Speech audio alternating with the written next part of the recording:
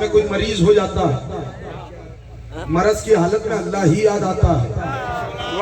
توجہ چاہ رہا ہوں، مرض کی حالت میں بولنا بھائی تھکے ہوئے تو نہیں ہو، میری طرف دیکھتے رہنا. قرآن میں یہاں سے لے کر جتنے لوگ بیٹھے میں کوئی بات ہدیہ کرنا چاہتا ہوں. سورہ رحمان ہے، واحد سورہ ہے قرآن کا جس کا آغاز اللہ کے نام سے ہوا.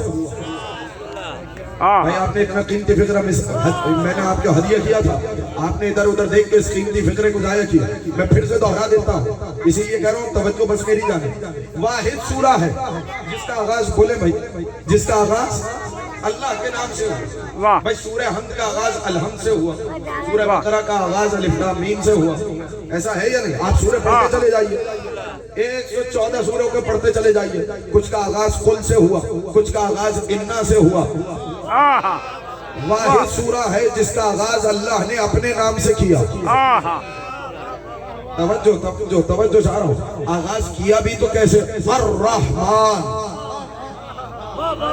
جسے یہ لفظ نہیں آتا اسے پھر بسم اللہ بھی نہیں آتی. جو اونچی آواز سے بسم اللہ پڑھنے کا عادی ہے وہ تو بولے. جو اس لفظ کی گہرائی میں پہنچ رہا ہے، اللہ سلامت رکھے، آپ کو آباد و شاد رکھے. کیا ہے بھائی؟ جس نے الرحمن نہیں سمجھا اس کی سمجھ میں بولیے بسم اللہ ہی نہیں آئی. اچھا اللہ نے ساتھ ساتھ دو لفظ رکھے. بھئی یہ لفظ اگر نہیں سمجھا پاؤں گا تو مجھے لطف نہیں آئے گا جو جملہ ہدیہ کرنا، اور میں دیکھوں گا کہ کیسے علمی نکات کا آپ استقبال کر رہا.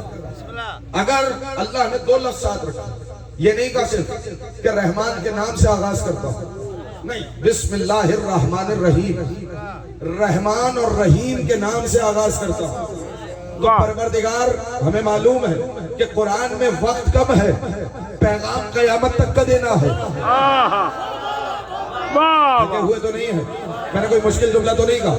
23 برس کے عرصے میں کتاب اتری اور پیغام ہے قیامت تک کا. تو اب سمندر کو کوزے میں بند کرنا ہے. اسی لیے رسول نے فقط کتاب کو نہیں چھوڑا، ساتھ میں اہل بیت کا بھی بتایا ہے. توجہ، تاکہ قرآن کی تشریح اہل بیت کرتے چلے جائیں. بھائی جملہ ہدیہ کر رہا ہوں، قرآن نماز کو واجب کرے گا، نماز کے مسائل اہل بیت بتائیں گے. جملہ کہوں گا، قرآن روزے کو واجب کرے گا، روزے کے مسائل اہل بیت بتائیں گے. قرآن زکوٰۃ کو واجب کرے گا، مصارف زکوٰۃ اہل بیت بتائیں گے. قرآن حج کو واجب کرے گا، حج کے مسائل اہل بیت بتائیں گے. چھٹوں والوں جملہ کہہ دوں، قرآن جہاد کو واجب کرے گا، جہاد اور فساد میں تمیز اہل بیت کرائیں گے.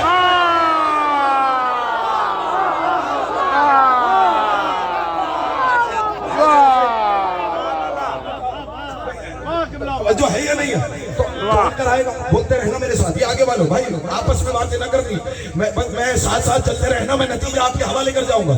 اچھا تو رحمان جب کہہ دیا تو رحیم کی کیا ضرورت؟ بولے یہ زبان ترجمہ کرے. بولے رحمان کا مطلب کیا ہے؟ رحم کرنے والا. شاباش. رحیم کا مطلب کیا ہے؟ رحم کرنے والا.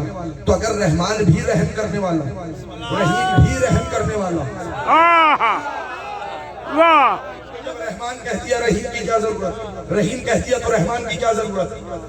کوئی تو ہو جس کی نگاہ حکمت الہی پر بھی ہو.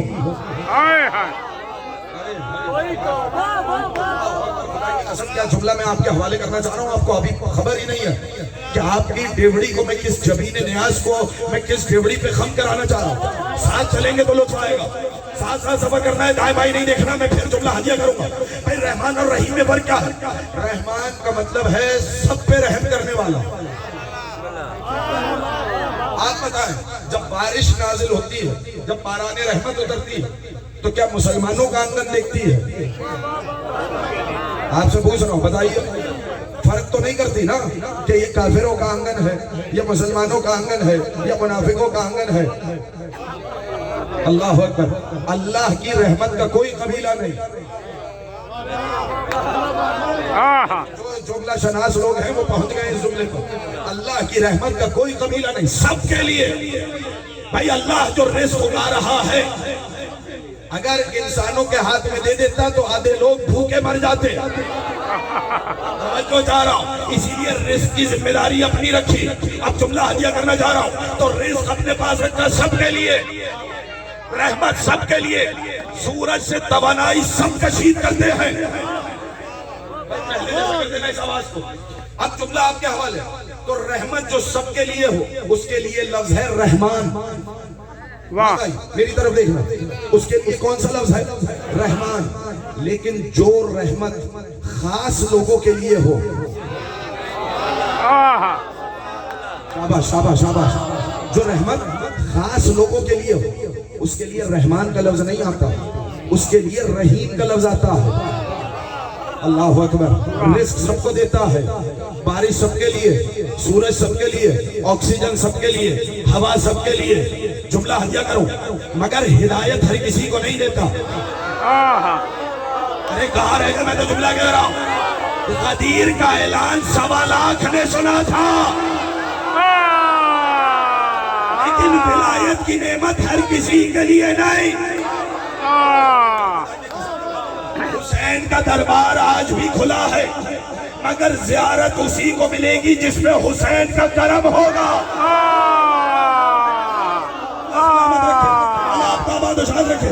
فرق سمجھ میں آیا؟ رحیم خاص بندوں پہ رحم کرنے والا، رحمان کا مطلب ہے سب پہ رحم کرنے والا. اب ہوا سورے کا آغاز. اللہ نے کہا الرحمن، یعنی اب جو بھی نعمتیں بتائے گا وہ خاص لوگوں کے لیے نہیں. وہ کس کے لیے؟ وہ سب کے لیے. اللہ نعمتیں بتاتا گیا.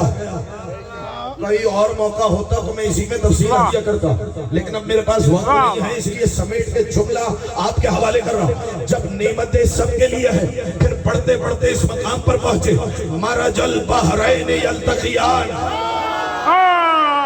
جنہیں ترجمہ آتا ہے جو قرآن پڑھنے کے عادی ہے وہ بولیں گے میرے ساتھ. مرج البحرین یلتقیان، دو دریا ہیں جو مل رہے ہیں.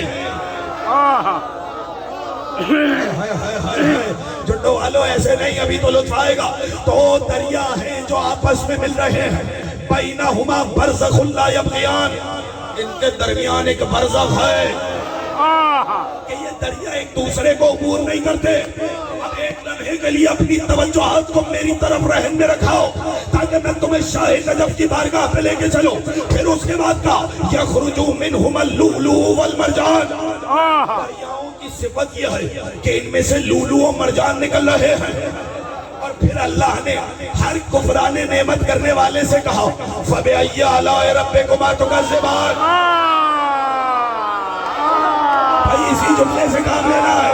بھائی یہ جملہ یاد ہوا یا نہیں؟ فَبِأَيِّ آلَاءِ رَبِّكُمَا تُكَذِّبَانِ. تم اپنے رب کی کون کون سی نعمتوں کو جھٹلاؤ گے؟ رکھو مفسرین کے سر پہ قرآن، پوچھو ان سے وہ دریا کون سے ہیں جو مل رہے ہیں، برزخ کی ذات کون ہے، لولو سے بھی ذات کون ہے، مرجان کون ہے. تو آواز دے کے میں بتائیں گے ایک دریا کا نام علی ہے، ایک کا نام فاطمہ ہے، برزخ رسول کی ذات، لولو حسن مصطفیٰ، مرجان حسین شہید کربلا. یعنی اللہ نے عالم انسانیت کو پنجتن کی نعمت دے کے کہا اے لوگوں، اے انسانوں، ہم نے تمہیں محمد عطا کیے، ہم نے تمہیں علی دیے، ہم نے تمہیں فاطمہ دی، ہم نے تمہیں حسن دیا، ہم نے تمہیں حسین دیا.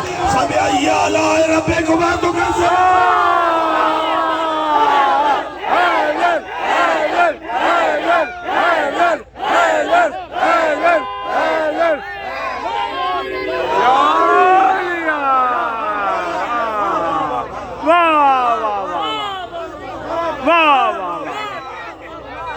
سلامت رہے، آباد و شاد رہے. دو تین جملے تو کہہ سکتا ہوں، اتنا تو وقت ہے نا، تاکہ مجھ سے کہا گیا دو بھائیوں کا ذکر کرنا،